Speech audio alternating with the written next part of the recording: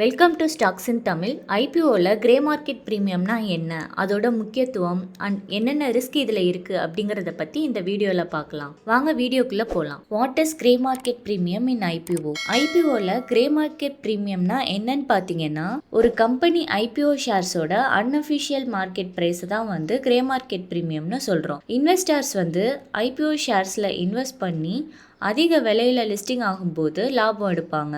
அந்த லிஸ்டிங் கெயினை எஸ்டிமேட் பண்ணுறதுக்கு கிரே மார்க்கெட் ப்ரீமியம் யூஸ் ஆகுது. So GMP equal to IPO share price எதுலன்னு பார்த்தீங்கன்னா அன்அஃபிஷியல் மார்க்கெட்டில். It indicate demand before listing. ஒரு கம்பெனி ஐபிஓ லிஸ்டிங் ஆகிறதுக்கு முன்னாடி அதோட டிமாண்டை தெரிஞ்சுக்கிறதுக்கு இந்த ஜிஎம்பி யூஸ் ஆகும். கிரே மார்க்கெட் ப்ரீமியம்னா என்னன்னு பார்த்தோம். கிரே மார்க்கெட்னா என்னன்னா ஐபிஓ ஷேர்ஸ்க்கான அன்அஃபிஷியல் மார்க்கெட்டை தான் கிரே மார்க்கெட் அப்படின்னு சொல்கிறோம்.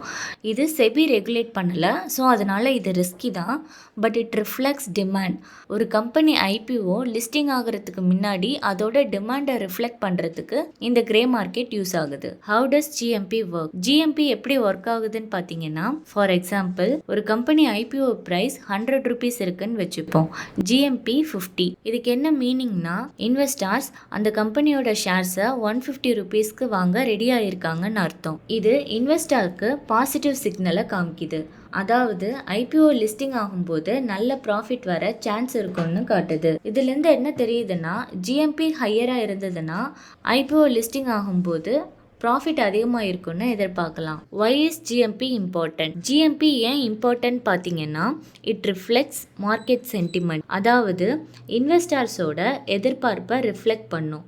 ஸோ எதிர்பார்ப்பு அதிகமாக இருந்ததுன்னா ஐபிஓ ப்ரைஸ் நல்லா இருக்குன்னு அர்த்தம். It gives clues about listing gains. இது ஐபிஓ லிஸ்டிங் ஆகும்போது ப்ராஃபிட் எவ்வளோ வரும்னு ப்ரெடிக்ட் பண்ண யூஸ் ஆகுறதுனால ஜிஎம்பி ஒரு முக்கியமான இண்டிகேட்டராக இருக்குது. ஜிஎம்பி எவ்வளோ முக்கியம்னு பார்த்தோம், ஆனால் அதில் ரிஸ்க்கும் இருக்குது. என்னென்ன ரிஸ்க் இருக்குன்னு பார்த்தீங்கன்னா, GMP is unofficial and unregulated. இது செபி ரெகுலேட் பண்ணலை. சம்டைம்ஸ் ரூமர்ஸ்னால ஜிஎம்பி ப்ரைஸ் அதிகமாக காமிக்கலாம். So it's risky. ஜிஎம்பி அதிகமாக இருந்ததுன்னா ப்ராஃபிட் அதிகமாக எக்ஸ்பெக்ட் பண்ணலாம், ஆனால் கேரண்டி கிடையாது. ஸோ ஜிஎம்பி ப்ரைஸை மட்டுமே பார்த்துட்டு இன்வெஸ்ட் பண்ணுற டெசிஷன் எடுக்காதீங்க. கம்பெனியோட ஃபண்டமெண்டல்ஸ் எப்படி இருக்குன்னு ரிசர்ச் பண்ணி பாருங்கள். எவ்வளோ சப்ஸ்கிரிப்ஷன் ஆகியிருக்கு அப்படிங்கிறத பார்த்து இன்வெஸ்ட்மெண்ட் டெசிஷன் எடுங்க. இந்த வீடியோவில் கிரே மார்க்கெட் ப்ரீமியம் பற்றி பார்த்தோம். இதில் ஏதாவது உங்களுக்கு டவுட் இருந்தால் கமெண்ட் பண்ணுங்கள்.